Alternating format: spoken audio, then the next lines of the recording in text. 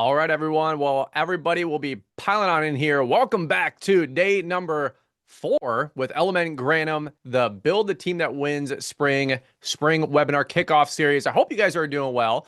We've actually had some interesting weather the last 48 hours. It's back to that sleeting rain conditions up here in Michigan.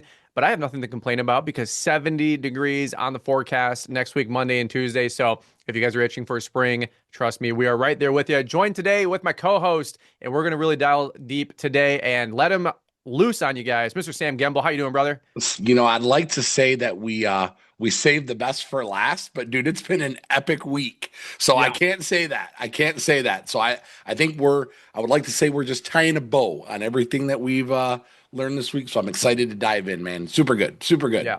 Hey guys, I will just say thank you for joining with us as well. We don't take your guys' time for granted. Thank you for joining with us as well. I hope you guys have really gotten a lot of resource information, tips, nuance, tricks, mindset. A little bit of everything this week has been served to you. It's been a little bit of a buffet, and hopefully you've been able to take one or two key things away from this entire week, this entire conversation, and start jotting down some notes, some things you want to implement. I know the biggest thing that you can do for the Element team and Mr. Gembel and Jason Cromley, Denver, Kevin Scott is to take action on the stuff we've been learning this last couple of days. That's the biggest thing, the best thing that you can do to a coach, a mentor, a speaker is to actually take what they're sharing with you and implement it into your business. Now, that being said, we've got a lot going on today, and then we're going to do a big Q&A sesh with you guys. So we're really looking forward to that. Before we jump on into it, let me know. I'm going to run it back with how is the weather for you guys? And the only reason I asked that is because I know there's a huge storm that's about to clip on the East Coast. And, folks in Rhode Island, Connecticut, Vermont, Baltimore didn't get the memo. It's like spring in 2 weeks. And you guys are getting another 6 to 10 inches of snow, plus or minus. So that's absolutely ridiculous. So let me know where you guys are calling in from, dialing in from, and let me know what the weather's looking like for you guys back at home. Warm and west out in Michigan. Matt, all right, come on, folks. Let's wake up. We got this TGIF, but hey, the grind includes Friday is what TGIF stands for. If you don't know, raining. Holy cow. Okay, 87 in Florida. I'm going there Sunday. Make sure you leave the heat on for me. I'm coming on down. All right, folks. Thank you so much for keeping it active with us and keeping it alive. Let's do this really quick. We're going to jump into my background, Sam's background, little Q&A, or I should say housekeeping, and then we're going to just jump right into this thing. If you guys don't know, my name is Brian Fullerton. I have Brian's Law Maintenance, founder, currently running that business. We've got about a team of 8 guys that we're going into the spring rush with. We had 11 for winter. Business right now currently is doubled over the last 3 months on a rolling 12, looking at that $1 million mark. Everything that we had going on last year, we hit the gas pedal a little bit. Everything broke as it should as we go to that next round in revenue and business. So, folks, I'll tell you what, like I am a student like nobody else right now, trying to learn how to put this thing together from folks like Sam, from folks like Jason that we had on today. So I'm honored to be with you. We do a little bit with social media with the Brian's Law Maintenance YouTube channel and the Fullerton Unfiltered podcast. If you haven't checked those out, I invite you to check it out. It's always a fun time over there. That being said, Sam, welcome back to the show. Heavy hitter, brother. We got you locked and loaded, selfishly all day today. You by yourself. I know you're going to be kicking off a spring kickoff checklist, how to run a team meeting. Really excited about that. I'm taking notes. We're going to be doing one in about 2 weeks ourselves. So for anybody who maybe on a rare chance didn't join with us on Tuesday, Wednesday, Thursday, do you want to just give these guys the 50,000 foot overview macro on who you are and Atlas and all the things you got your hands in, and we'll jump on into it. Yep, Sam Gembel, owner and founder of Atlas Outdoor. Actually, I got to get used to Sam Gembel, founder of Atlas Outdoor, no longer the owner of Atlas Outdoor. Recent other side of an acquisition with the Shield team out of Cleveland, but founded Atlas Outdoor in 2011. We're going on would be our 15th year. Grew the company from nothing to about 110 team members, 2 locations, Flint and Novi. And I take leadership and culture very, very serious. This has probably been one of my favorite topics for the week, and we get to tie a bow on it with how to run a good spring meeting, which is a big deal. On the other side of it, been married to my wife, just had our 20-year anniversary, 2 kids, and I am the host of the Culture Proof podcast. Thank you, thanks to the push and motivation from Brian for about 2 years to get that thing going. And we're on, I think, episode 17 now. We've had over 20,000 downloads and it's going pretty well. So That's excited to be awesome. here. That's awesome. Congrats to everybody who has made the decision to come on out today. I just really want to recognize the fact that you guys are going to pour into yourself for another hour, hour and a half. Sam and I, we're talking yesterday off the record. I'll give you guys a little bit of inside baseball. And we said, man, we're so proud that there's 2, 3, 400 of you guys on here every single day. And my only thing that aches my heart a little bit is that how come there's not 1,400 or 14,000 folks? And I want to just draw attention to that for a hot second because you guys are already doing the thing that is going to differentiate you from the masses out there that are just going to grow a lawn and landscaping business. They're going to say they're going to make 2026 their best year ever. And honestly, they're going to run it back with 2025 thought process, 2025 actions. And you know what? That needle might not move forward as much as they want to rah rah, shish kumbah, rah rah ras, kick him in the you know what. It's not how it works. We have to get tactical. We have to put some strategy to it. And I just want to commend you guys for sticking with us. Whether you've been on for 1 day or 4 days, I'm very, very proud of you guys for making the investment into yourselves and into your teams. A lot of you guys don't get enough credit. You guys don't thank yourself enough. You don't give yourself enough of a high five, if you will. So from me to you, I love you guys. I'm proud of you guys for making the investment into growing your business and your mindset today and this week. That being said, little Q&A that we're going to go into in the second half of this afternoon session. If you guys have never been on a Zoom webinar, the Q&A chat is where you can drop those comments. Otherwise, participate in the regular chat. Folks, we're looking at those. The LMN team's watching. We love engaging with you guys. So if you have a funny question, comment, concern, or whatever, throw it in the general chat. Omar, I have to give a quick nod to that. Because of your YouTube channel, I went from side hustle to quitting my job and going full time. Yes, Omar, let's Omar, go. that's incredible, Let's brother. go. That's incredible. So we do read those. I get distracted by them too. So if you want to goof up I try to Sam, put them on a different screen for that that's reason. right. Because If you guys want to man, goof up the speaker, drop the chat and keep that thing moving. All right. So we got the Q&A chat, and then we've also got the regular chat. Let's just really quick. Today 4 is how to run a profitable spring meeting. You guys have already heard about that. We've been teasing about it all week. By the time this meeting is done in about another hour or so, we're actually going to give you guys some handouts and some tools and resources so you can take what Sam's going to share with today and actually apply it here over the next 2 or 3 weeks before you guys rush out the door for that spring rush. All right. That's what I got for the macro. That's the whole ball of wax. That's the housekeeping. Let's turn it over to Mr. Sam Gembel. Folks, I'm telling you what, I'm very, very thankful to have Sam as a friend. I'm very, very honored to have him on with you guys today. Again, I'm not going to take his time for granted. So let's start getting our notepads out, get our notebooks open, get your note sheet open on your computer. Sam, give him the sauce, brother. Let's take it away. let's start with a drink of this iced coffee as we embark on this journey. Hold on. Moment of silence as we I all say sip this. there's no dead air on a podcast. You know this, Sam. I've given you the It's coaching, not right? dead, bro. It's not dead. We don't say Well, dead. We say dormant. All right. dormant time. So let's start with this. You guys have heard me say this far too many times from stages, podcast episodes, whatever, phone calls, Zoom calls, is in every single conversation that we're a part of together. I don't want you guys thinking go big or go home or, oh my goodness, I'm not where Brian is. I'm not where Sam is. I'm not where Denver is, whatever that looks like.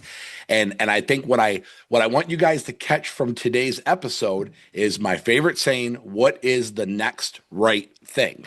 And right now, when you kind of look at where we're at in the springtime, spring for us in our industry is like the Super Bowl. This is like the Super Bowl where it all comes together. And I think what's there's this misconception that springtime like creates all these problems for our businesses, right? The phones are ringing. We got, disorganized trucks, blah, all these things. The sales are coming in, but it's not springtime that causes the problems. What the Super Bowl season for our industry does is it reveals the problems that are already there. So what happens is all the things that we were able to hide in these like 4 to 5 weeks that are kind of shaping us up to get into our Super Bowl Super Bowl Monday or whatever day we're kicking off, we really can't hide them anymore. So all of a sudden what happens is like all these pressures come forward and everything gets revealed because all the things that we were focused on come to fruition. They surface themselves. And so this spring meeting, that is why it matters more than anything. I love the final takeaway here in the note. Pizza is not a strategy. Pizza is not a strategy. So why do most spring meetings fail? For one, we put way too much focus and energy on trying to make them motivational. Like, remember, most of our team members up to this point, they've been kind of dormant in the words of Brian. So they haven't, they're like geared up and ready. So our teams don't necessarily need motivation right now. What they need is they need the operational talk. So we try to use the motivation, like, guys, we're here, yeah, let's do it. But remember, like, people are coming from like nothing, no energy, no momentum, no drive, no hours, whatever. And then No we want to sun, give no them, sunny days. yeah, no sun if you're in, in the Midwest here. And then we want to like give people a hoodie and some pizza. And we wonder why people like why we wonder why people don't walk out like fired up from that. And so I want everybody to be thinking as we go into this time, how do we make the meetings operational, not motivational? Because a spring meeting is not a motivational meeting. So if you're taking notes, write that down. The Mm. spring kickoff meeting is not motivational, it's operational. So we're going to be taught, like, you want to make sure you're sharing things like, not to get too far deep into the meeting, but we want to be talking about things that people can expect this year. What are we going to get into? What does the season look like? What do the numbers look like? What does the crew structure look like? What does the training look like? All the things that hopefully you guys have taken away from the last 3 days. And now we're going to bring those things into fruition kind of as we move forward. So if you look at the next set of slides here, transparency, like transparency, not just for what the future looks like, but also kind of transparency of what didn't go well last year. So, hey, last year, this is what you guys might have experienced, but this is we're going to do. This is what we're going to do differently this year. So things like, yes, transparency with the vision. What do the targets look like? What's our tactical execution? And then on top of that, what's the accountability? Like, hey, if you're not hitting these things, this is what you can expect to see from that. So, just to kind of tie a bow on the kickoff, remember, we're not motivating. This is an operational meeting. It's a all systems launch for the season. Pizza is not a strategy, tastes good, but like so many people are like, what are we going to get for food? Like that should be the last thing that you're thinking about as you're getting ready to embark in on your spring meeting. So hopefully you guys got that. We're not a motivating meeting. It's an operational meeting. Go from there. Sam, the checklist that we're going to be giving everyone later today, what a fantastic crutch or resource. Heck, I'll take anything anybody's willing to share with me and give to me. Do you guys currently at Atlas or previously run off of a checklist, something that maybe you run it back year over year and of course modify to, current topics or events? But is there something that you guys have found a good cadence with those kind of conversations over the years that you've been in business? 110%. So I, obviously as the visionary and the person that is still, leading the charge there should be the main things that we're going to focus on, like for what the season can expect. And that's the kind of stuff that should come from us as the owner. But really, as we've been talking a lot about second in commands and creating ownership for your people, like that opening day is the perfect opportunity for other people in your business to get some ownership stake to help do some things, whether that's like, training of a certain department. Maybe you've got a hardscape department and maybe you've got a landscape department. You got a mowing department. Well, those breakout sessions, things like that are super important. So yeah, as far as like the cadence goes, my main involvement has always been chief hugger and fist bumper and meeting everybody, make sure things are going well. But really, as we've been talking about this for days, as the owners, we have two roles in the business that we need to own, and one of them is obviously setting the vision, like what does the future look like in our organizations. But then number two, we're setting the tone for the culture. So like that's the things like, hey, we're gonna have I'll just share like what our core values are, and our culture is rooted through our core values, which it's A for ambitious. So, hey, we're going to be driven this year. Here's what you guys can expect. T is for teamwork. We're going to do it together. We're going to do it as a team. L is for learners. So, hey, we're going to learn something today, but every week we're going to be teaching you guys something new to hopefully help you get better in your role in the organization. The second A is for accountability. We're going to take ownership of our good, bad, and ugly actions. And then the S for us is safety. Like, here's how we're going to do it safely and make sure everybody gets to get home, to their families. But yes, I personally call it micromanagement. I like to be the one to kind of write the vision for that day of what I think we can all expect, but then how it gets put into action, that comes from everybody else. I will say this, and this is why I think we miss the notion on like the motivational day versus the operational day, even for Atlas included, for far too many years. Like that day was just something that like we had to do because I saw the other companies on Facebook were doing it, and there wasn't a whole lot of thought put into it. So we were a pizza day ourselves. And so, that's the whole thing is like it goes to show that that day, that spring kickoff meeting is really only as good as the action that's behind it. So if people already know that, like, hey, like it's cool we're doing this meeting, but like we already get it, dude. We know what the culture is here. We know what we're accountable for. That meeting is just kind of a collection of like a collective of like what's going on. But if people don't know, then like their perception takes over, and perception is reality. So like if you're not there to communicate like what does the season look like, we get new people every single year, and if they don't kind of get that vision for that day, they don't understand like what the expectations are going to be, however that looks. The problem that happens is that as the season starts to kick off, if we don't put our money where our mouth is at the things that we said we're going to do, like the first 45 days of the year, in my opinion, they will determine how good your year is going to be. Like those first 45 days are going to determine whether or not like the team is going to be aligned to, and for how the second part of the season is going to go. Otherwise, what ends up happening, bad meeting or no operational expectations, accountabilities. What ends up happening from that is we end up playing defense all year. Like I see this, on my son plays travel soccer, and I see what happens is if his team gets down by 3 goals, like whatever, if it's 3-0, 5-2, that third point down is where it happens. The team no longer tries to make goals. And then all they do is they just try to protect. They just try to protect the other team from making any more goals.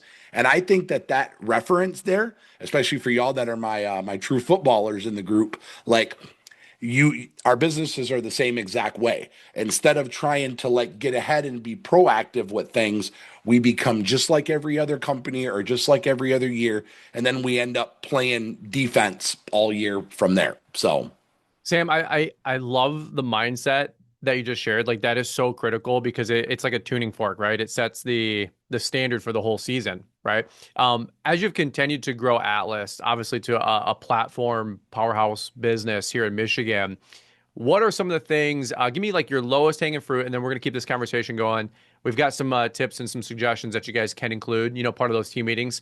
Sam, yep. anything that you used to cover that you're like, I cannot believe I did that, or maybe rookie mistakes, or any one thing that you're really emphasizing? I'm sure there's a list of many, but what's one thing that you maybe should have done or shouldn't have done? And what's one thing that you now do instead, or you have a good suggestion for folks that they can implement? Absolute goal. I couldn't talk fast enough when you were asking that. I think all too often we try to brush the mistakes of the past under a rug. And Ooh, that's so good. the That's good. and the reason that they're so important, let me tell you why, is because if you've got, like, I'm just going to go for the sake of easy math, there's that your company has 10 employees. I only use that because it's easy to work with percentages. But let's say your company has 10 employees. And with the 10 employees, let's just say on average, you're able to retain 5 to 7 of them year over year. The other 3 to 5, we tend to turn them over, crew members. They're just summer jobs, whatever that looks like. So what happens is if we sweep, I would say what I used to do is I used to not like to talk about what happened last year that didn't go so well. And what happens is the crew members that have come back the next year, and all they hear us talk about is how we're going to get better this year, but we don't share the why that's behind that. That's something like a mistake from the past. Like, we can't be afraid to talk about the bad and the ugly. We don't need to spend a ton of time there, but the whole thing is like, I would only share stuff that is like realistic. Like, if it's not something that you're going to plan to do, I used to talk about like, hey, this is the year that we're going to launch health benefits. That's going to happen this year. But then, we get busy, the chaos begins, and the thing we talked about never comes to fruition. So I think we can overshare and we can undershare. We can overshare about what they can expect that might not happen. We can undershare about what happened last year that we're not improving going into this year. And I don't want to skip over that slide, like with the transparency thing. Really, these are kind of like the four things that I think are like the four pieces that we have to be mindful of. So if you're taking notes, you can take a picture of the slide. But one is transparency. Like, that's what I'm talking about with from the year before. Like, hey, I'm going to be honest with y'all. Like, we didn't do so well on quality or maybe on profitability. To be vulnerable for a sec, because we're all friends here. There were many years, as you guys have heard my story plenty of times, where we like barely made payroll. And what happened is we started to kind of break out of that cycle, and we started to get a little more profitable each and every year. And it felt good to make profit, and crews were getting performance pay and bonuses. I feel like probably about 3 years ago, we got almost too focused on the money. And so what was happening was we were like, man, we're hitting killer dollars per man hour. We got more cash in the bank than we've ever had. But man, was our complaint queue stacked. And so, like, going into the following year after that, like, I had to be transparent. Like, hey guys, like, we did great last year financially. Like, some of you guys got $1,500, $2,000 a month performance bonuses, but we lost some of our biggest accounts because of quality. So the transparency is huge. Number two are the targets. So transparency for one, targets two. Like, this is the goal where we're going to be this year. We're going to hit, if I'm Brian's lawn maintenance, guys, we're hitting $1 million this year. Like, not we're going to try to, like, this is what we're doing and this is how we're going to do it. The third one is execution. That's how we're going to do it. And then fourth is accountability. Like, if we're not hitting this, these are the actions behind that. Transparency, taking notes, transparency, our targets, how we're going to execute on it, and then the accountability behind it.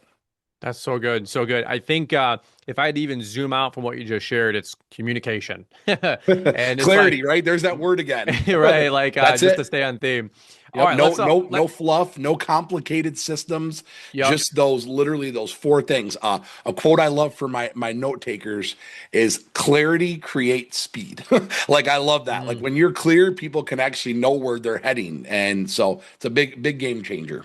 It's one of those deals where you got 100 people, swimming with the boat instead of just one, trying to run this thing forward. Let's go. Amen. Let's keep it moving. You were already talking about this a lot, so probably don't have to spend a ton of time here. I was skipping ahead. I'm like, man, this is like meat and potatoes already. Usually we kind of warm up for another 15 minutes before we get this heavy on you I guys. know we got a lot of questions to hit, so like, For let's get through sure, for sure. it. So, anything that's standing out from you from a target standpoint, Sam? I know you just gave a really tactical, answer there, but is there any one thing that you found has been more beneficial to share, or something that you used to share that you don't share anymore? Because like, maybe that was a little too transparent.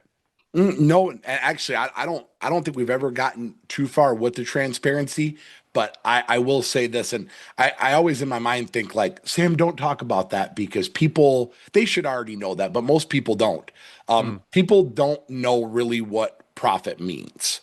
So like, I think, it's cool to talk about revenue, but I think we can be a lot more transparent with, especially with your foreman. Like, we want our foreman to be trained like owners. And I think it's important, like, yeah, we want to share like the revenue with them. Like, hey, on a weekly basis, this is the expected revenue.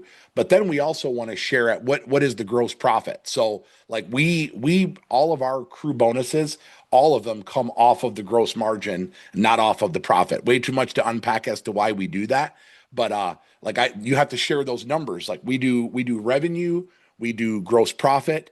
We talk about what is the cost of overtime. Like, I think so many people don't understand that. We talk about what are the cost of damages because people don't understand that.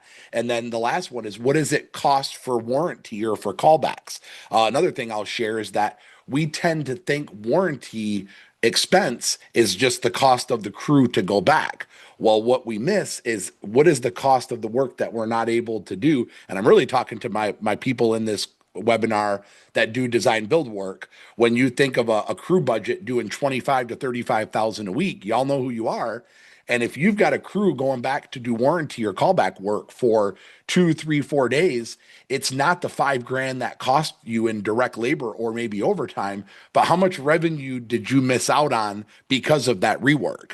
Yeah, billable And time. so we wonder why we didn't hit our goals. We're like, man, I'm looking at all of the, and these are all past mistakes, y'all. So I'm not just pulling something out of my butt here. Like we start looking, going, why did we not hit our mark this year? And we're looking at closeout docs from every project.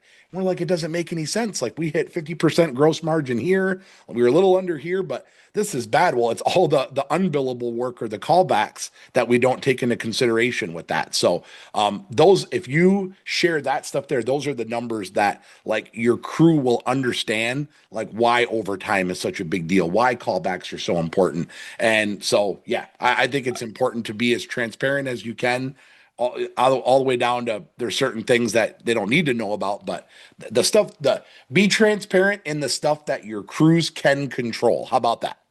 I love it. The whole conversation this week to take it up a notch is we want to have our crew leaders thinking like owners and being force multipliers. And again, maybe you've never led a discussion like this. Maybe you're afraid to lead a discussion like this. Maybe it's been a while since you've led a discussion like this. In fact, I did company reviews 2 years ago, and 2 out of my 4 crew leaders at that time, they asked for more communication. And I'm the over communicate guy. And they said, Yeah. actually, like, we need more transparency and clarity. And I realized, all right, so we enabled or enacted a biweekly, a biweekly team meeting, if you will, just a tailgate talk for like an hour, right? These quarterly reviews. So if you guys have never done this stuff or you're like, what do I start? Again, we'll get you that resource at the end of the day. But again, just like anything else we've been talking about this week, you're not going to ace the first one. The first one, it might be crickets, pulling teeth. People are tired, they're still waking up. But here's the deal. You have to start somewhere to start building this regular cadence. Church is on Sunday, right? If you want to go to church, church is on Sunday. If you want to go to study more church and build community, it's Wednesday night, right? You got to go to the gym Monday, Tuesday, Wednesday, Thursday, Friday off day, Saturday morning. All right. So we're building these cadences and we want to make sure that we're doing it with those team leaders, especially because they are going to be the force multiplier. So, Sam, talking about the foremans out there, I know you guys Yes. I are. couldn't wait to get to this slide. Take it away, brother. Yeah, I love, I want to actually skip what the foreman is for the sake of this slide.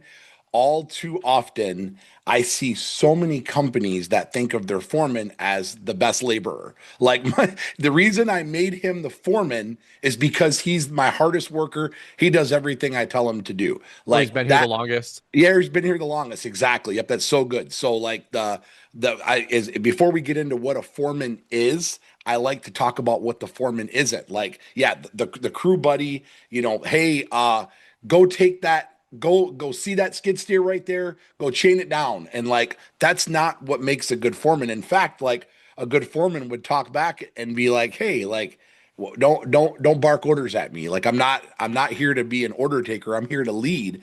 And so like I'll just tie this into like kind of what Atlas is. Like we view our foreman as one, like they're the best production managers you're going to get. Like nobody knows what's going on from a problem perspective more than your foreman. So like we refer to them more as kind of like a production manager. They're your best quality inspectors. They're your best communicators. They know that like their fastest job is not to be the quickest shovel swinger. And I've seen this way too much, even with some of what I would think of we thought were our best foremen.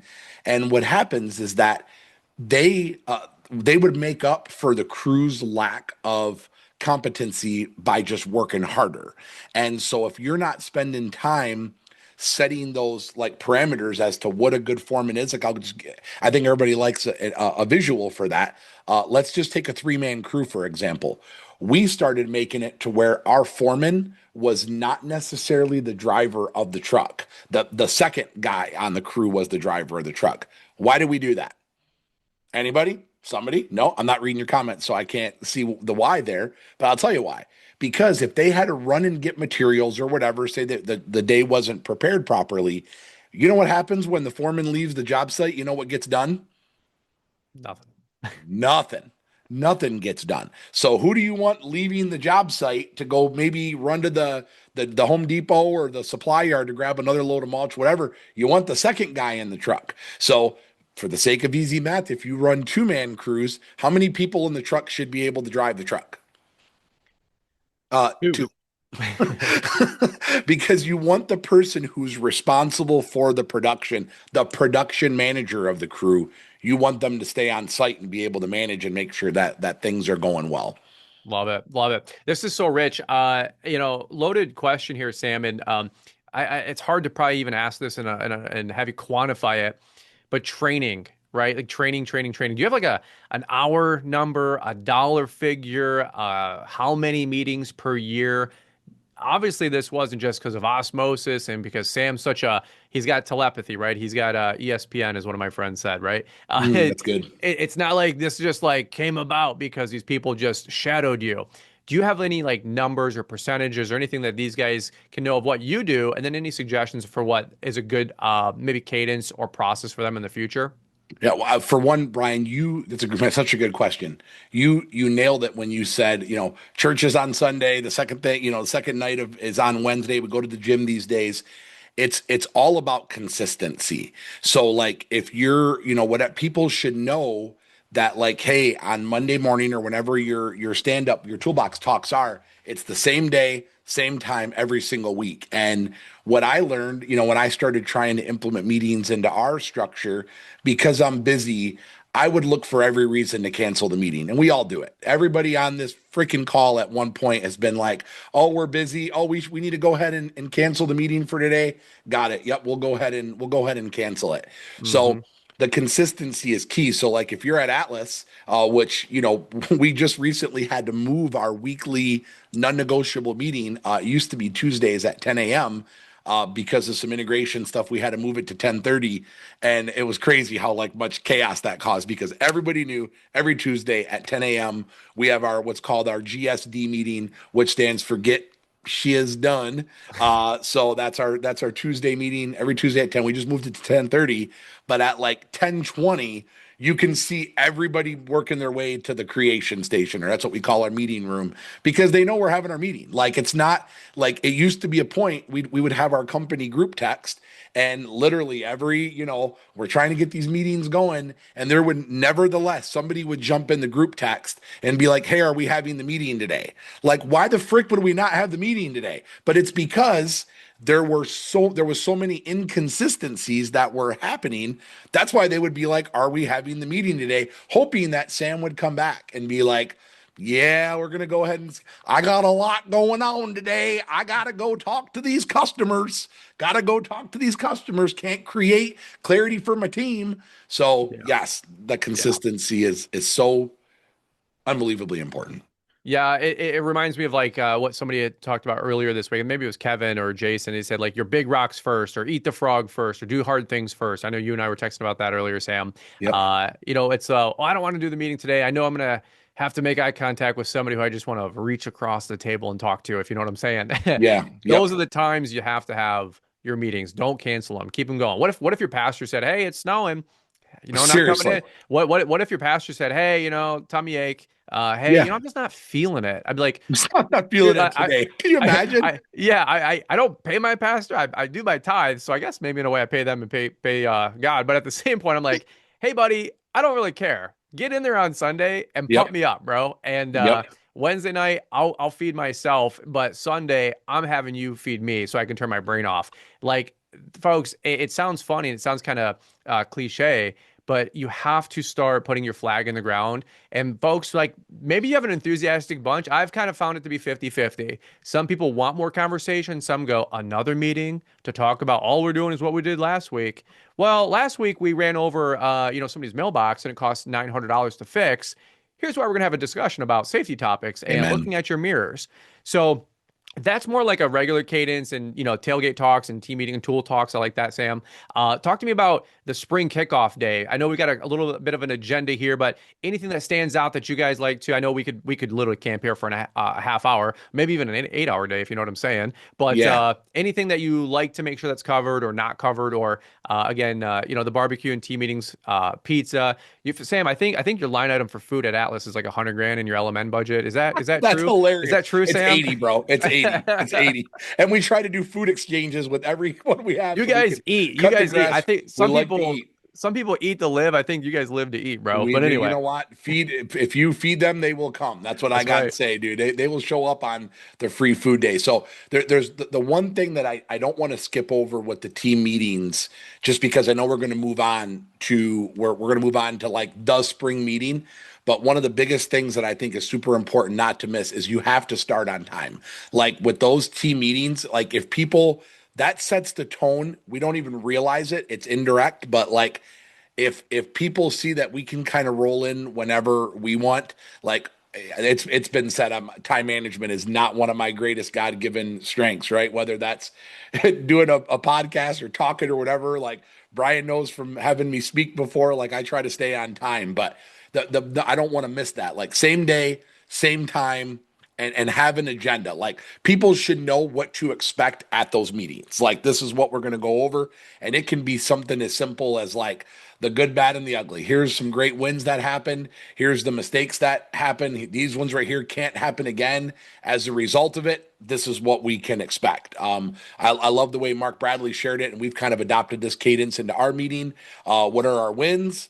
What are our wants? And what are we working on? Like Love that's that. you can literally that's a meeting agenda. Like so many people skip over the meetings because they just don't know what to talk about. So hopefully that makes sense there. But all right, to move on to like the day, the actual presentation day. So for one, we can go back to that slide, Lisa, if you want to go back for what the agenda is for the meeting day. Go back one slide if you could. There we go. So number one for the morning part, the operational presentation. So like that's what people can kind of expect, like what the season is going to look like. The standards, the reason that we don't want to miss the standards, that's the part where we're talking about like it's putting our money where our mouth is of like, hey, if we don't operate this way or set our trucks up this way, whatever, like we're not going to have a good season. And then the safety reset. Like safety should be like weaved into such the bulk of that day because obviously like we want to send our crews out to work with safe equipment, safe practices, and that all starts with us. The more in a rush we are during the Super Bowl season, like somebody's going to get hurt, and that's going to cost you directly, indirectly, and something that you don't want to put on your plate. Midday stuff, the truck inspections, like I love this. Like, hey, this is what the trucks are going to look like this year. So you want to be yourself as the owner. If you've got a mechanic working for you, like you don't have to set up all the trucks. Like I think we can overthink it because a lot of times that spring meeting is not going to be the next day you're going to work. I'm hoping you give yourself a little bit of breathing room between that day because you're going to learn stuff that day from your crews that, oh crap, I need to get these things ironed out before we head out.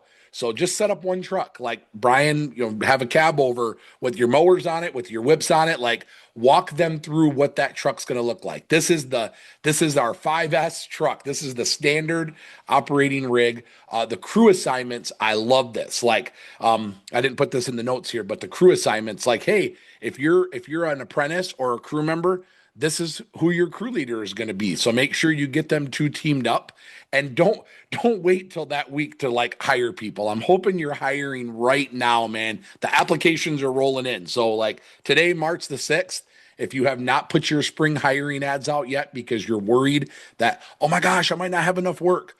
People are wanting to get onboarded right now. So we should be going through that process right now. And then like all too often we want to put the fun stuff in the beginning, like the swag, the food, the team photos, things like that. Like give the recognition, save that for the end of the day. That way things kind of get lighter. As I like to say, like start the day serious, but like end the day strong. Like if we start the day off with like filling everybody's bellies up with a bunch of barbecue, like we've already lost the room at that point. That's so good.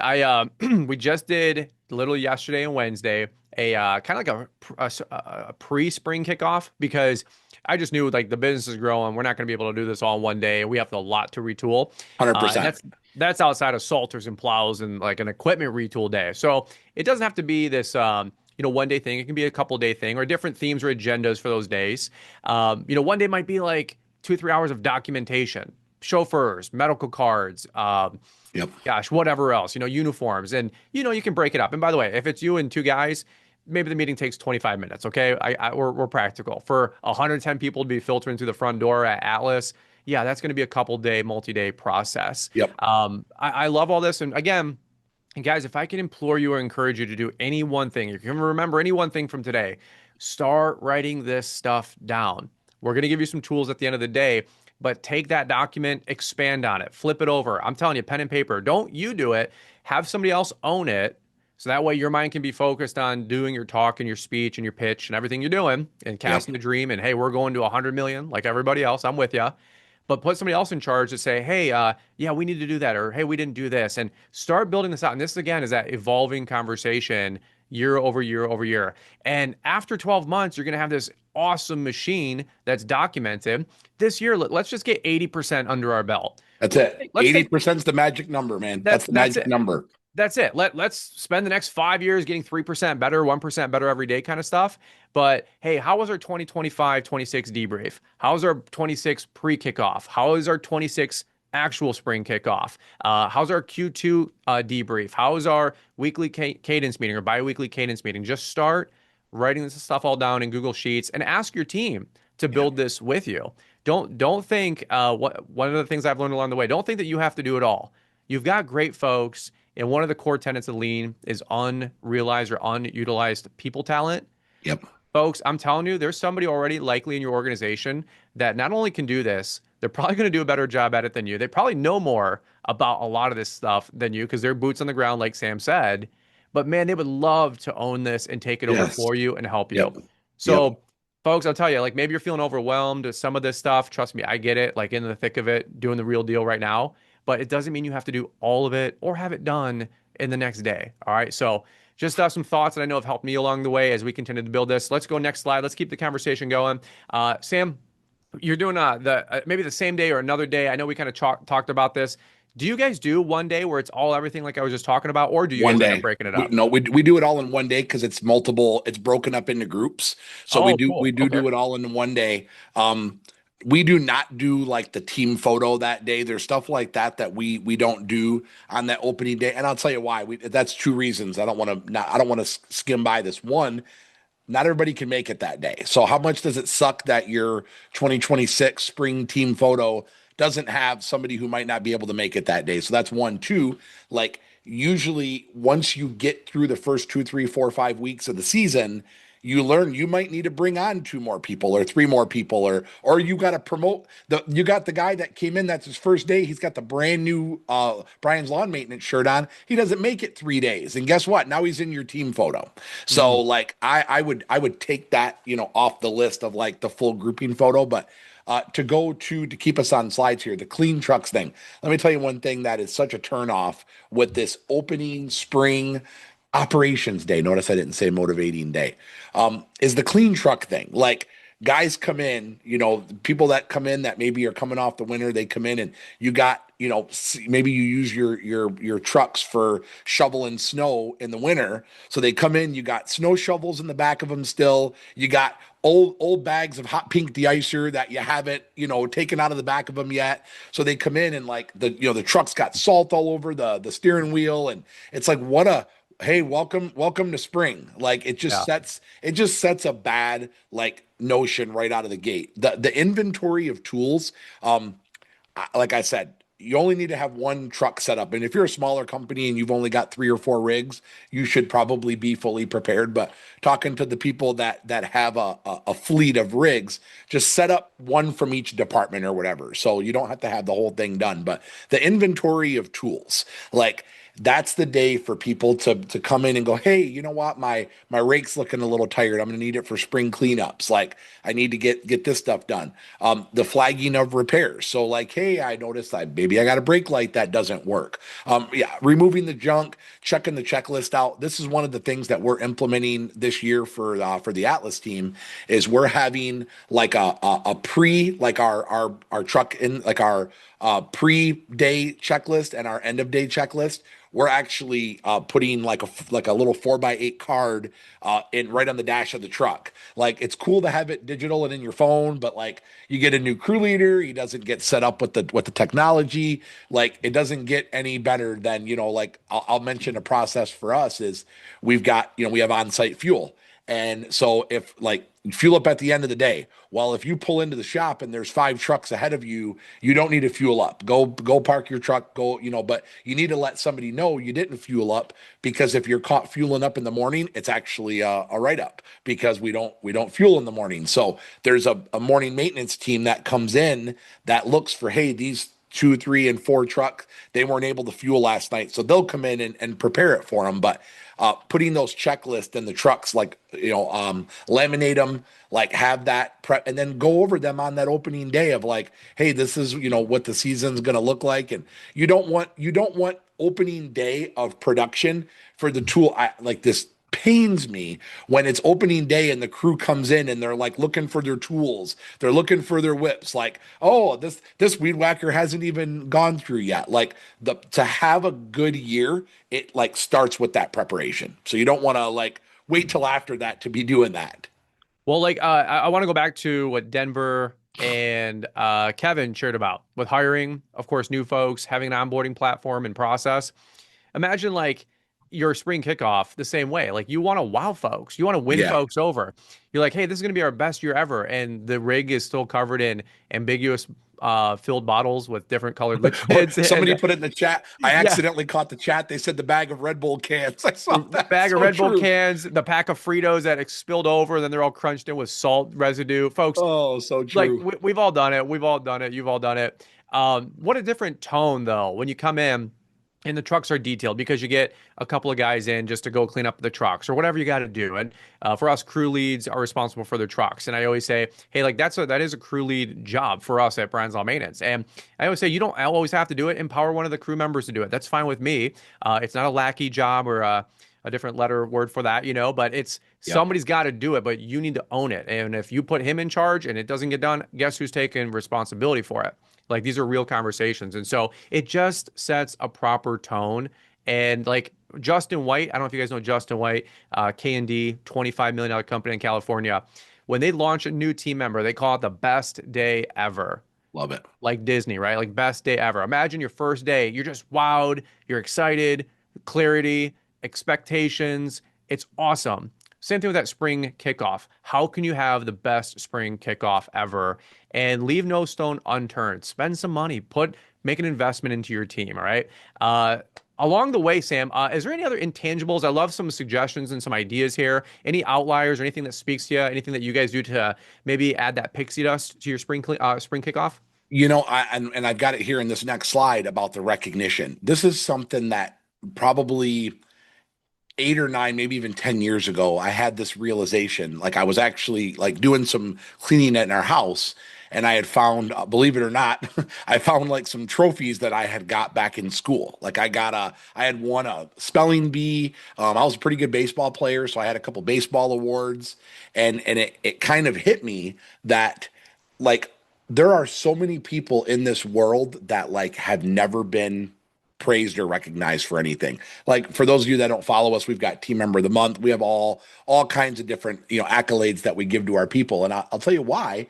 It's because so many people have never they never have been told like, hey, what a great job, or whatever, like won something. So one of the things I wanted to not skip over here is like some form of public recognition. So, like the team member of the month, I get so many emails. So, what better way than with hundreds of people on a call to like talk about like how do you guys recognize team member of the month? Like, I'm gonna give it to you. If you were waiting on how to find that out, today is your day. One, me as the owner, I'm not allowed to be the one to pick it. So if you've only got three employees on your team and it's you and the owner, somebody of those three needs to be the one to nominate who they think the team member of the month is. So first and foremost, us as the owners, we're not allowed to pick who the team member of the month is. But second, you know what? We keep it simple. We filter it right through our core values.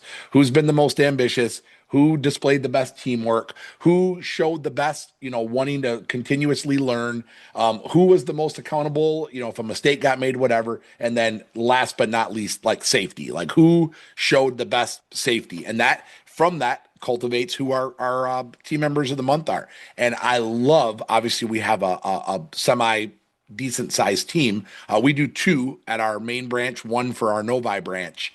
I love when there's like 10 people and there's like a brawl with who the team wants to nominate with who should get it. And I just kind of stay out of it and let them kind of decide there. But yeah, I just think that public recognition, like that creates like a positive competition. So, from there, we rolled that like all the way into what our right all the way into our fall like end of season because people know they're shooting for all the awards that we give out. That's a whole another conversation how we do our awards. But I love my friend John Maxwell says people work harder for recognition than they do for money. Like don't skim over that. People will work harder for recognition than they will for money. It's a true statement. If you think it's not true, maybe it's because you don't recognize people. So of course your people only want the money because they're not being recognized. So don't miss that.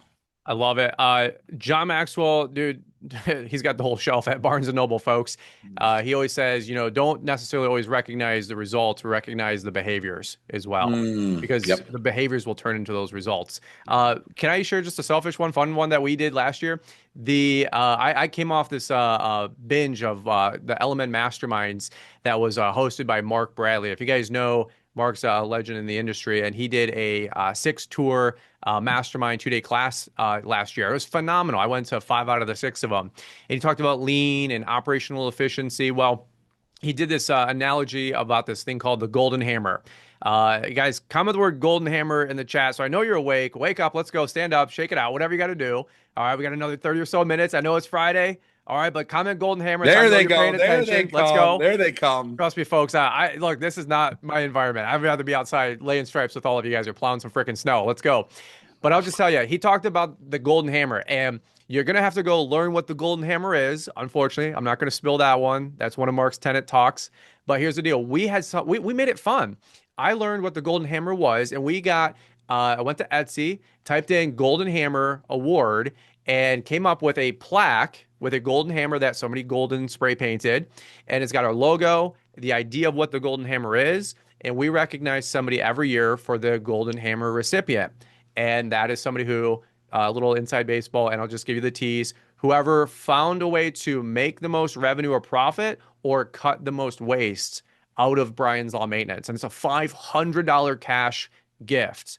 All right. Cool. So if you want to do plaques or awards or recognition, same day or maybe, within that couple of day or week window, folks, like it can pay so many great dividends like you can't even imagine. But have fun with it. Like make it your own. You don't have to go through a checklist. You don't have to just do what Sam did. I'm sure you guys have some crazy fun ideas. Shoot me an email, shoot Sam an email. We love to learn what you guys are doing out there. Yep. But I love that I'm golden taking hammer I'm one. taking notes as you're talking, Brian. So keep Yeah. going. Yeah. Well, and by the way, the story was somebody made a suggestion at Mark Bradley's company back in the day that started to save them tens of thousands of dollars. I don't know if it was a day or a week, part of that company. And that guy won it that year. And Mark sent that guy to Disney World for 3 weeks. That's how much money the guy saved. Mark Bradley's company. Okay. So Love it. that's why you plug into everything. That's why you go to the webinars, you plug into the masterminds, you plug into the events that these guys are doing. And folks, I'm telling you what, like that's something new that we did last year. And I love it. And the guys love it. I love it. And now I've got my whole team thinking like business owners, thinking like leaders, and they understand, hey, an operational efficiency gain here could lead to not only the company making more money, making more wages, but maybe I'm going to earn that $500 cash bonus next year spring. All right. So make it fun, keep it cool, something like that. If you guys have any fun comments like that, throw it in the chat. All right. We got another 4 or 5 more minutes here, and then we're going to get to Q&A. Sam, let's Go. go to the accountability system and going into the new year, talking about scorecards and Mhm. accountability and clarity. Do any of these stick out to you for your foreman, your crew leads? Anything that you guys have improved upon big time with Atlas, maybe over the last couple of months, couple of years? Well, this is what I'll say first is, you set the vision, you plan the day, you clean the trucks, you get everybody in, you give them the barbecue, you give them the pizza, you run an incredible kickoff meeting. You set the tone for the year, and then wow, wow, wow, nothing happens after that. So all the things that you said that you were going to do, nothing, like the meeting like starts the system, but then nothing happens after that. So there's no doubt about it that every single person, how many times this week have we talked about clarity, clarity, clarity, clarity? And that is huge that every person at the company, especially at the foreman level, there's got to be a scorecard. And I will tell you, for far, far, far too many years, like our scorecard was the same one that Brian's used. We got it from the same playbook. Have all the jobs done by Friday. Like that was the scorecard. And so, when we started to be able to implement software, things like that, like, actually, hey, here's what the job was bid for. Here's what it actually took you. And what that does, like, that's, it's such a simple one, but I mean, shameless plug again for our friends at LMN, like, it makes it easy. So if people can actually see what the actual was, the beauty for that is, one, it creates conversation. So, like, was the job underbid, or were we just having a bad day? But like the efficiency percentage, like I love the way that when we create a goal around that, we talk about how much we spend in damages. Like that's something that gets shared. Like for hey, last week we had, we spent $840 in damage repair because we busted siding at a HOA. Safety reports, injuries, things like that. The customer feedback, like we celebrate like church on Sunday when we get 5-star Google reviews. So like that is huge. They're in our, like, we have a little spoiler or something. If you guys need this, we use like an internal Facebook group that's closed only for our team members. Some of you use Slack, some of you have different ways to communicate, but like it's great to make that like the board where the best of the best live, the compliments live, and try to not use it if there's a problem that's not global, if it doesn't need to be shared with everybody. But like I'm telling you, when people are coming to you, and this is what I think the big difference with LMN is that when people come to you as the owner or as the senior leader or whatever your role is in the business, and they tell you why something's not going well, like it completely changes the game. Nobody likes to deliver bad news. So like us as owners, if we got to tell somebody they didn't hit their margins, or hey, like your actual versus estimated or super off, what you want, the best culture, your crew leads are coming to you going, hey, I know I was supposed to get this job done in 100 hours, and it took us 111. Well, here's why. And then it creates conversation around that. And then like that's how your crew leaders start coaching the crew members. And like that's where they say what gets measured gets improved. Well, that's those scorecards. So there's got to be something that comes out of that meeting, that's the action behind it. Like otherwise, there's like, if there's no consequences behind the accountability, then forget about it. Forget about it. If you guys want a good read, it's called Winning with Accountability. Mm, It's just a quick little tip there. I love tools and resources. Extreme ownership, maybe leave it on your desk or walk around the yard with it. That's something that one of my old coaches used to do all the time. He'd walk around with a book in his hand all the time.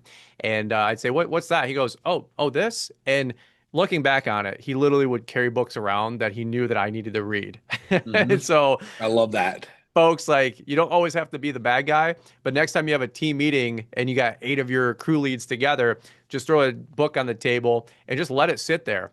And then somebody will pick it up and say, what's that about?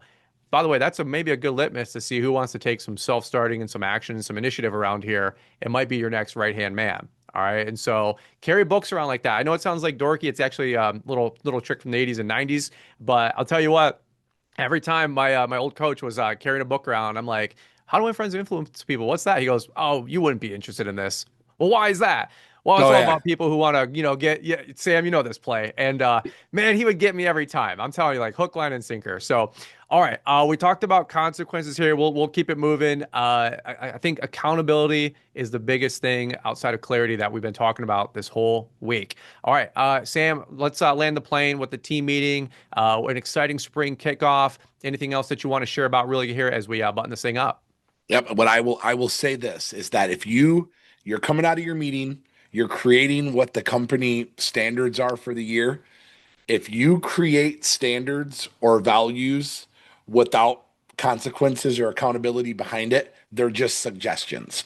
So don't you do Whoa, not whoa. Okay, want core you do one more. not want core suggestions. Give me that one more time. That was really good. One more Yes, time. that if you have standards without standards or values without consequences, then they're suggestions. So Mm. are they core values? Are they your standard operating material, or are they suggested operating processes? That So that go that goes back to yesterday. Hope is not a strategy. hope is not a strategy. Amen to that. So yeah, so just it's our duty, and I'm not just speaking to the owners in the room. Like if you're an ops manager, it is your job as you're leading from the middle to get this information from your owner. Like so, if you're the owner, you need to provide it. But if you're the second in command or the director of operations, whatever your role is, you need to make sure you're extracting this data from the owner. And if you're not providing it as the owner, then shame on you because you can't expect people to hit a target that they don't know what it is. But things like the clear budgets, the clear like scope of work, like what are the expectations here? Where do we put our materials at? How do I get mulch? Do I go to a yard to get it, or do we got bins, here at the shop? The fast office response, like if there's a problem with something, like we attack problems, not people. Like you got to create that standard from the office when a customer's got an issue or a crew member's got an issue. Like we respond to that stuff quickly and training, and then more training because you cannot hold your crews accountable for results if we as the owners, we as operations managers, if we do not give them the tools to succeed. We have to align with both sides of the equation. This is what we want. This is how I'm going to help you get there. And then everybody else can take care of the rest. Sam, I always say for folks in your demeanor and for what you've accomplished in life, I always jokingly say, and I mean this without being lip service, like you forgot more than I'll probably ever know, and you just say good lines.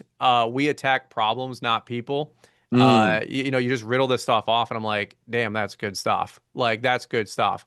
I want to just give you guys maybe a mindset thought or an idea here is what Sam's talking about, and I've heard many people articulate things like this is imagine this, right? This might be like, let's flip this thing upside down, but let's be a training organization that happens to do lawn care, not just amen. a lawn care organization that happens to train, right? Think about that, Boom. right? Like that's the summarization of probably this whole week is just a mindset shift. As you go from technician to entrepreneur, Sam, what did you guys say? Our people are in the landscape business, but we're in the people We're business. in a people business. Amen. So let's talk about force multipliers. Like it seems like whoever's doing the most training, getting the most production, the most Yep. efficiency are driving the best organizations. And who doesn't want to be the owner of a high performing organization? Who doesn't want to have high performing participation from their Yep. team?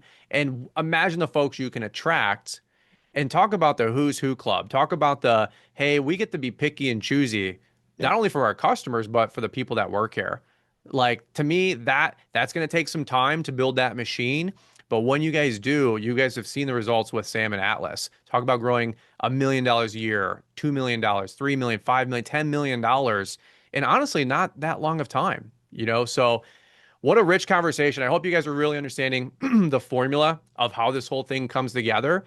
Um, all this, we're 4 days into it. We're in a really good flow state. I want to make sure that you guys just have the whole ball of wax as we're doing this whole conversation. So that's the formula. Sam, any last things you want to hint on? Anything we left out? Gosh, it's been a busy couple of days here, but we're going to do Q&A here in a quick second. But anything else that you want to add, and then we'll wrap this up. I always have stuff to add. But I'll tell it in the form of, I'll tell it in the form of a story. Everybody says, Sam, you have a story for everything. It's because I've screwed up a lot of things and everything has a story to it. I was in a discussion with, our crews one day, and people wanted to like start seeing what we had going on. They're like, hey, can we come and like take a tour of your operations or whatever? And I'm going to be honest, like, I would always try to bring people to the ranch like after 8:30, like when everybody was gone, because like we our industry has this like, I don't know, like colloquial, it's called the morning circus, and we've all heard it, like it's the morning circus. So I would always want to bring people, later on, because I don't want them to see the morning circus, because I'm not proud of that, right? And what's funny is I was like having a conversation. I got some people that want to come visit our operations. And I was like saying, hey, tomorrow at 9, John and Phil are going to come here, blah, blah, blah. And I said, yeah, I'm having them come in later. And they're like, why don't you have them come see the rollout?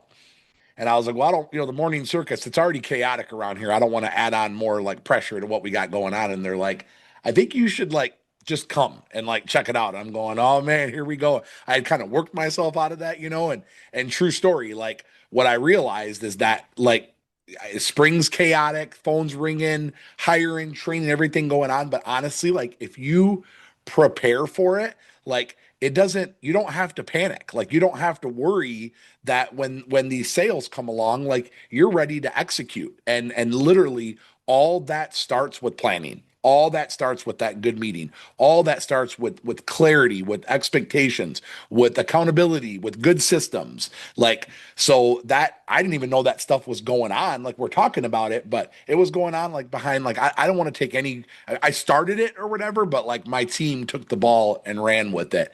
But like, don't miss that. Like, what do they say? Fail to plan to fail. And so, like, this is like, let that be your mantra going into the spring. Like, plan. How are we going to train? How are we going to hire? How are we going to sell? When a new team member comes, what does that look like? Like, otherwise, it's just going to be the treadmill again. And I don't want anybody that took the last 8 hours of this week or however much time you spent and go into another treadmill year. Like, screw that. Like, no, this is the year where we're going to see that breakthrough. So build something that you can be freaking proud of. Sam, I don't know if there's anything else to really add on that, All right, brother. have a That's good one, man. You full guys have been wax. great. See you on the Yeah. next one. And I was gonna say, and don't forget, we'll be back here for 3 additional bonus sessions with Sam. No, I'm just kidding. I will not be on that. No, I'm just kidding. But all right, well, folks, let's do this really quick. Let's queue up the Q&A. We're gonna pull up that chat really quick. A lot of great questions that came in. And by the way, we do have all your questions that you guys have asked during the week that were maybe some outlier questions or we just didn't have time for. So we do have all those as well. You guys got another like 20 or so minutes, and then we'll land the plane together. A lot of great questions that have been coming on in. One thing before we land the plane, I don't want anybody to run out the door and not book their LMN or Greenius demo. Like Sam said, make it your year. Get the tools and the data, the resources you need to make this year your best year ever. I don't amen. want to gloss over Amen. this. Like, folks, like, we can talk motivation and theory, and we can talk tactical and strategy, and we can talk all this mess, but it's really hard to really move the needle forward unless you have the data. And I'm telling Yeah. you from my personal story as well. Like 3 years ago, we were guessing and guesstimating. All right. And it pains me to even say that being in business for as long as we were. And folks, I'm telling you what, like as somebody who wants to be out front and be the real McCoy on this stuff, like I had to kill the ego, a little bit of ego death, humble myself and say, folks, I don't know what I don't know. And when I got on Element, it took about 3 to 6 months to really catch my stride with that and really understand what I'm doing. Folks, it has made all the difference. And I'm also talking dollars and frickin' cents. All right. We're talking about making some green coin around here. So scan the QR code. We've got the girls that are going to be leaving their booking link. If you guys want to schedule a demo with LMN or Greenius, plenty of time to sign up with both, like Sam said. All right, let's go back to the Q&A. Sam, you ready to rock and roll? We got another 15, 20 minutes? Dude, there were so many questions in that Yeah. in the queue there, but yeah, I'll let you take the ball and run with it and fire away. All right, so let's talk some high level. I want to just go maybe bullet round here. Alyssa had a great question, or Alicia, if I say it correctly, had a great question. How long are your weekly meetings, Sam? Weekly GSD never goes over 1 hour. Like, and if it's gonna go over an hour, At 57 minutes, I acknowledge the time and say, "Hey, is this cool?" But like, it's our job. Like, no phones, no watches, no nothing. So it's our job to keep time on that. But if it sometimes they go over, I will say this: the longer you wait between meetings, the longer they end up going. We had the team, not to go too deep in stories, but they were like, why do we do these meetings every week? And here I am looking for a reason to like not do them, right? So we're like, we'll start doing them monthly. Our first monthly meeting was 3.5 hours. We went back Wow. to weekly. So weekly, 1 hour, same cadence every time. We end it with a Wagoa, which is WGOAA, and Wagoa is what's going on at Atlas. Like that's the thing that like, hey, it's always the same cadence. 57 minutes to an hour. If we end them early, we actually celebrate that. We're like, cool, look at we did it in 52 minutes. And everybody's like, sweet. And then I always thank them. I always open them in prayer, give that time to God, like same cadence. Again, I've been sharing documents all week. I have no problem sharing my meeting Google sheet that's got a date at the bottom, and like it's awesome to keep sure to make sure like the following week you didn't miss something because you just copy the agenda over, you erase what you've already accomplished, and it keeps you on track. So Love it. Love it. Folks, squeaky wheel gets the grease. So if you got a question, throw it in the chat. Scott Furman, resend your question if you don't mind. I just saw yours pop up. Let me do this. Sam, great question from Elias or Elias. How do I get new employees to accept, or how do I get old employees to accept new employees? Maybe somebody who's been there for a while and then you have a new hire. mm, That's a good one. whoo, I got a story about this. I got a story for everything. That should When be we a moved, shirt. That should be a shirt for I got a Sam story Gembel. about I this. got a story. When we lived in Davison, our first child, which wasn't a child, our first child was a chocolate lab. And so we lived in Davison, Michigan. For Atlas started, we got a chocolate lab. His name was Bocce. Great dog, great dog. We lived on 2 acres. We had big yard. Bocce never tied up, never on a leash, never had a shot collar, no nothing. He was a free range chocolate lab. We moved to our new home where we reside now, and we're in a subdivision, and we're thinking like, hey, new house, dog, dog's smart. He knows where to go. Well, we live in a subdivision, and we had a neighbor come one day and said, hey, like the school bus almost hit your dog, like was out in the street. And we're like, oh crap, we got to start doing something. So at this point in time, Bocce was 7 to 8 years old. I want to go off memory. And so, mind you, 7 years in dog years, he's 50 years old. Old dog, new tricks. You've heard this before. So, what do? We go out and get a shock collar for Mr. Bocce because, hey, once he gets shocked, he ain't going to go out in the street anymore, right? Yep. So, we put this shock collar on him out of nowhere. Never trained him on it. We just put a collar on him. Bocce goes outside, runs right for the road because that's what dogs do. Shock lit him up. I felt like the worst dog dad ever. But hey, you're gonna learn, dog. You gonna learn today, employee. You gonna learn. So Bocce, guess what? Starts pooping in the house. Starts pooping on the front porch. Like he was so afraid to do anything because he was worried that that shot collar was going to get him. Think about that with your employees. So it's been said that if you take an old dog and you introduce a new dog, that they can kind of learn from each other. The new dog is kind of like, hey man, like what you up to? And they can kind of grow together. So it's really hard.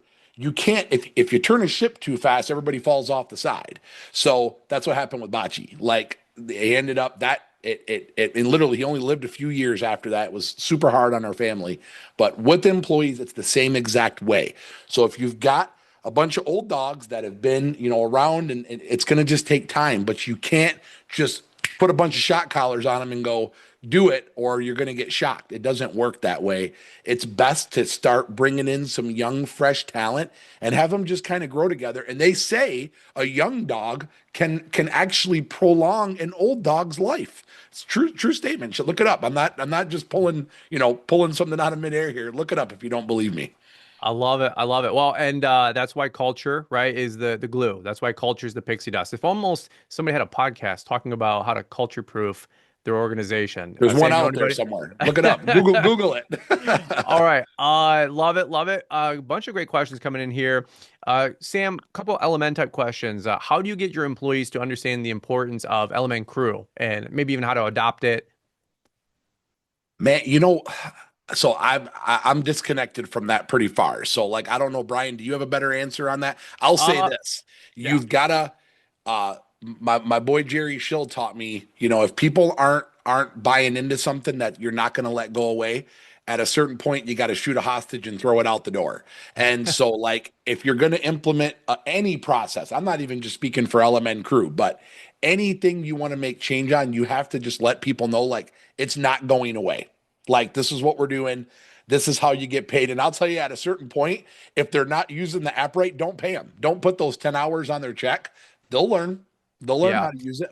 I think when you have a larger organization, orchestration is everything, right? And there's nothing wrong with having buy-in with leadership and then the next round of leadership. And then it's easy because you have your crew leads convincing your crew members, and it's a lot more palatable conversation. When you have So five good. people, when you have So five good. people on your organization, like Sam said, you decree things. You just say, this is what we're doing. So, I like Sam compare said, it in business. I compare it to boats. Like if your employees got 10 employees or less, your business is like a jet ski. Like you can turn that thing on a dime and it'll move quick. When you start to get bigger, 20, 30, 50 employees, there's a lot more bureaucracy involved in making decisions. The boat gets a lot bigger. It takes a little longer to turn it.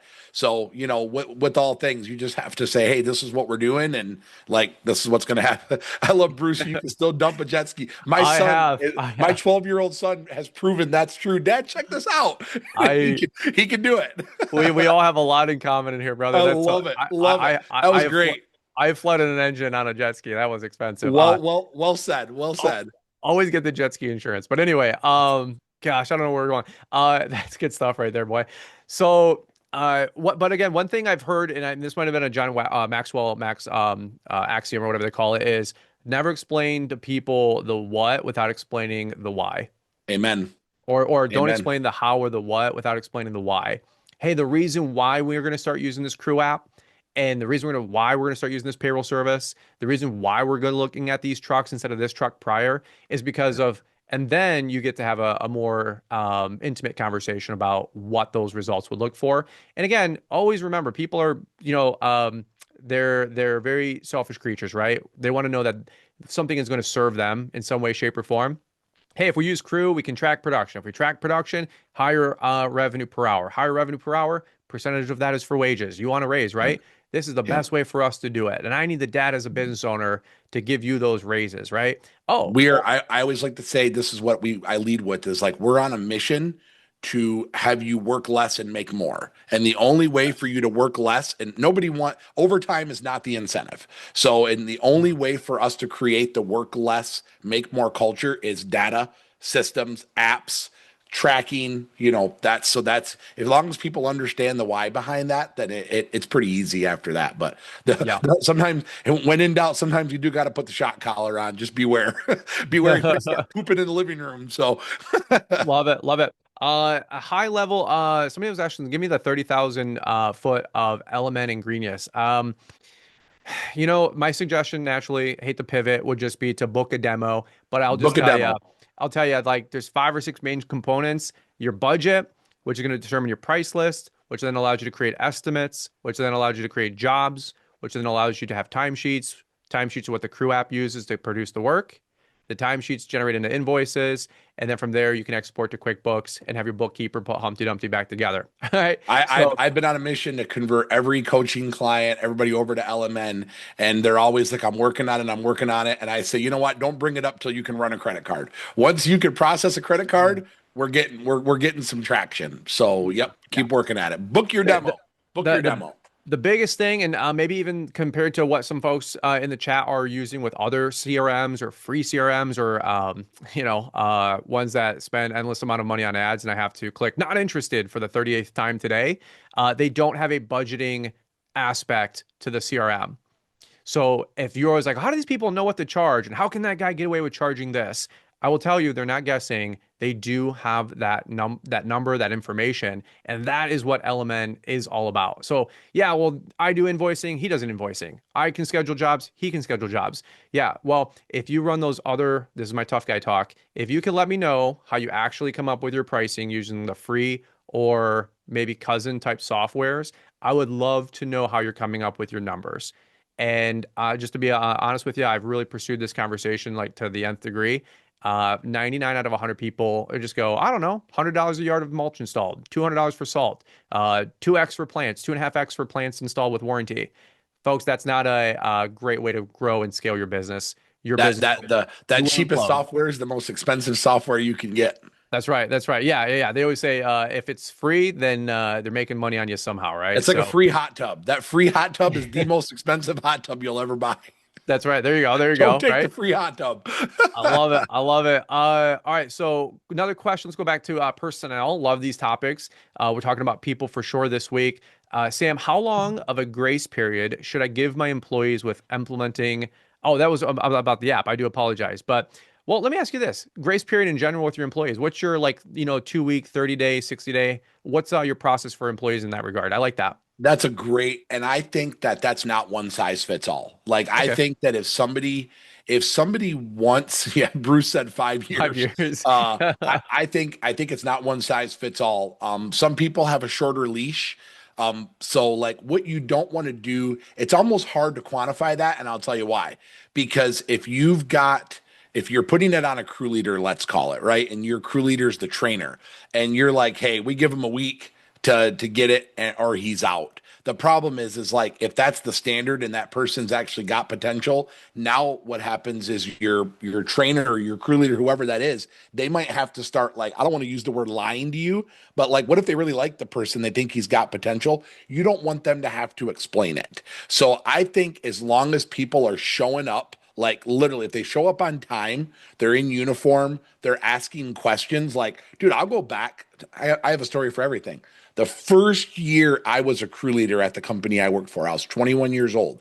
And I'll tell you, every day I would get back to work, I was always the last crew back. And I'm like, man, why am I like, I must suck. And I remember going to my boss and I said, man, like I feel bad, like I'm failing. I'm always the last crew back. And I remember he said, he's like, you'll get it. Like you'll get it. And he took a chance with me. And so I did eventually get it. I got it so well that I built a 8-figure plus business 25 years later. I think I got it. And so if he would have cut me loose, like think about that for really, really think about that for a second. If he would have cut me loose, I wouldn't be on this webinar today. Because I would have been like, you know what? I'm going to go get a job at Home Depot. And so, like, I think it's not one size fits all. If the people are showing that they want it, like, where I would draw the line is like you show up late on your second day, I'm not investing in you. So I think it's not one size fits all. That's so good. Two good questions that you guys submitted earlier in the week, and I want to let you guys know we are picking up those questions right now. By the way, maybe there's a way for us to answer all these questions and send you guys out like an email or a blog post or something. Because my gosh, there's like 40 extra questions There was that some good questions. I read that there. shit. I got like overstimulated reading those Yes, questions that we didn't get to this week. You guys are great. Great leaders ask great questions. Never quit asking questions, even if that they don't get answered. that's how you guys. Well, I'm a big question guy. Like I'm like, dang it, answer my freaking question, bro. So, Yep. Sam, I want to piggyback off what you just said. Crystal asked Crystal Harrell, if I'm not mistaken. Let's say you're doing everything we were just talking about, strong onboarding, good benefits, top pay, career path, and you still can't get good interviews in the door. I've got some thoughts on this, but what do you suggest, Sam? Are you really doing all those things? Like Mm, I'm just being honest. Like I'm like I get it.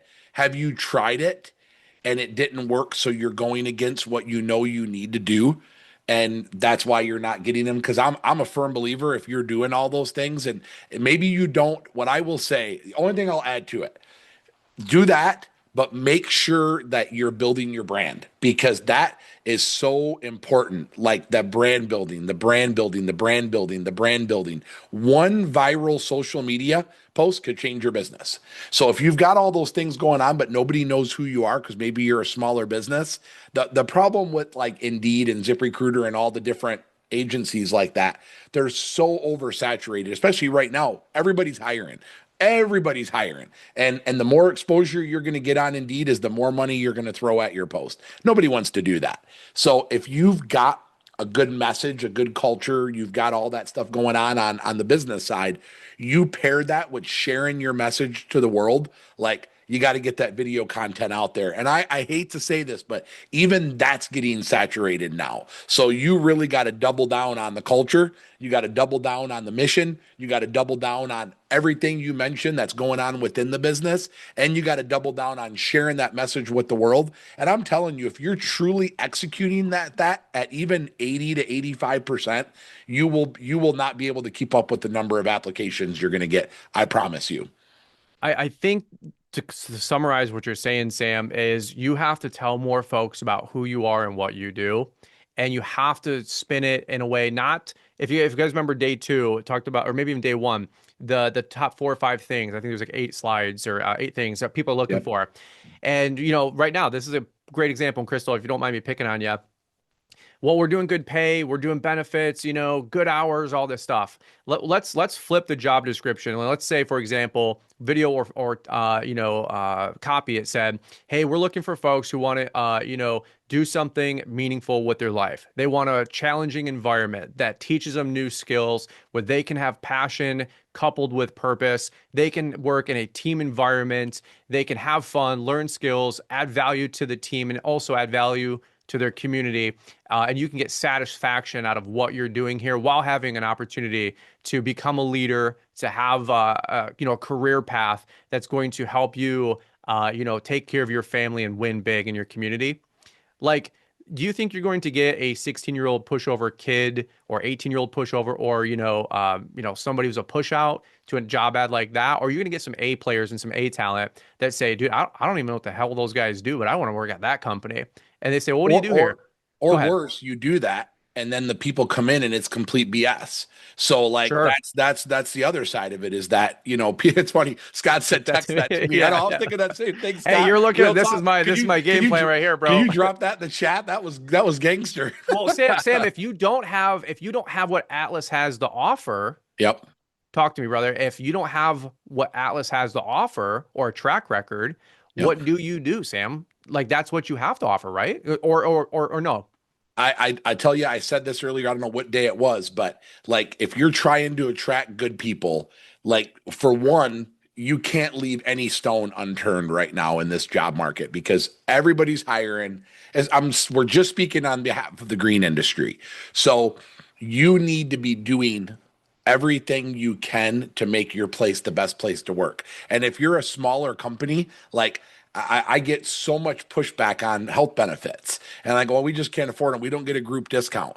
I'm telling you, like, what is the cost of turnover? Listen to that Culture Mm. Proof podcast, the podcast episode on that, like on right person, right seat, what the cost of turnover is. Because when you think like real talk, I'll just be transparent. Like Atlas's health benefits, when we rolled that out, like I think at its peak with our percentage that we put in, like I think we do a 50-50 split, whatever that is. I mean, we're like between 12 to 20 grand a month. But this, we're talking for a lot of people. Like it's a big group of people. So when you think of your investment in and you're doing a 50-50 split, or maybe you want to one up your competitors, so you're doing a 60-40 split, maybe you're even investing 60% or 70% per month. Like think about that higher. Like I know people that work for a coffee shop that rhymes with far stucks. I won't say names for the sake of corporate, but you guys can draw in the blanks. And I know people that have worked there for years and years. And I'll ask them, I'm like, hey, like, because I like to learn about culture, like what keeps you guys here? And I've heard so many people say, like, they paid for my education. They paid for me to go to college to get my education. They pay for their health benefits.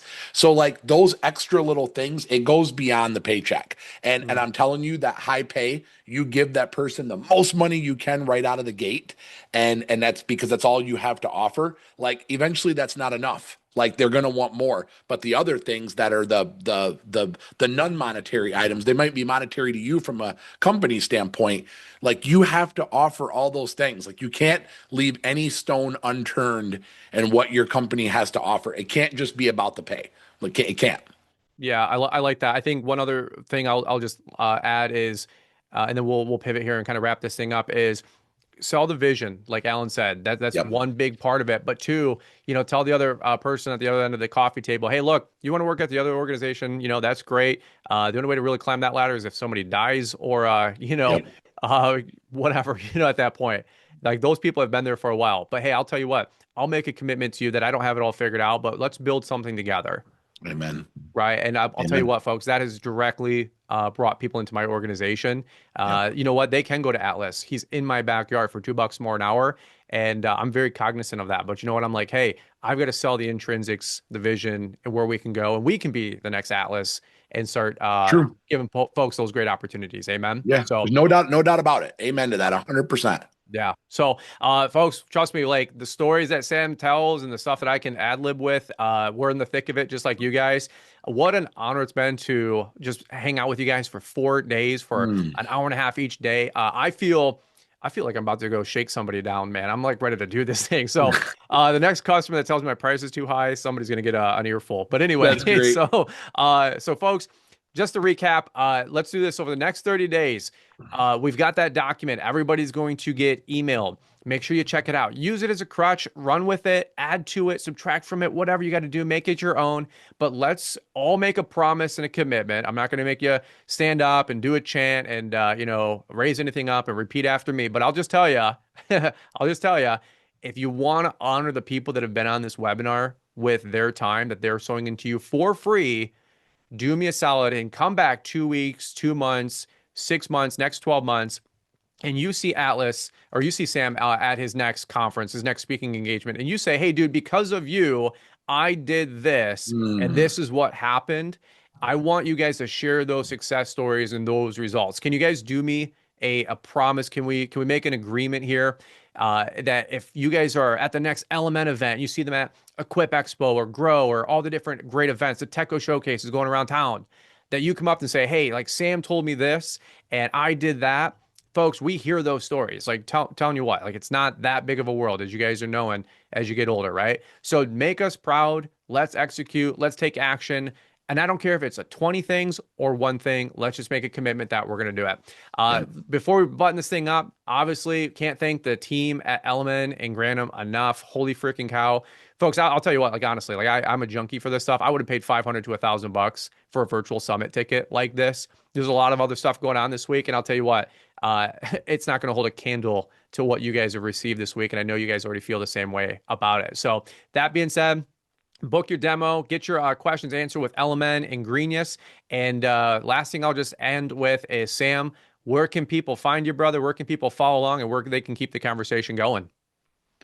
My Facebook feed is like almost full, so I'm getting nervous that it's going to say I can't have any more friends on there. So yeah, follow on. I'm very active on Facebook, and I don't use my Instagram as much as I should. But man, the best way is go to samgembel.com. I saw somebody mentioned about the podcast. You can find all that through the website. You can book a call with me there. I mean, everything. Like it is truly an honor. Brian nailed it. Nothing brings more. Uh, like glory to a teacher than when somebody takes action on it and says, man, because of what I heard you in Denver, or you and Brian, or you and Kevin, you and Jason talking about, I was able to do this. Like I was able to keep my first crew leader on for a year-round salary because I figured it out. I rolled health benefits out in my business. Like that stuff, like at the end of the day, like we're going to get off this podcast and we're going to go back and run our businesses and we're going to have a great freaking year. So it doesn't make any difference of us if you don't want to take action on what you know you need to do. So, but the give back and the fuel to want us to continue to do these things is action and you guys winning. And it like, I say it on the Culture Proof podcast all the time that like when we as leaders get better, say it with me, we all get to move forward together. Like, that is awesome. Like that's the win. So yes, samgembel.com, link up to the podcast, subscribe to the blog every week, new fresh teaching every Monday morning, fresh in your inbox. I saw a bunch of new subscribers that came over this week from this. So man, like that makes my heart happy, man. Keep it coming. Folks, that's we'll button up right there. I am your other co-host, Brian Fullerton, Brian's Law Maintenance. Follow us on Fullerton Unfiltered Podcast, Launchpreneur Academy, and Brian's Law Maintenance YouTube channel. If I can do anything for you anytime, anywhere, I'm here to serve. I love you guys. I appreciate you. Thank you so much for giving me the opportunity to serve you guys. We love you. We appreciate you. And we will catch up with you on the next one. Happy spring, everyone.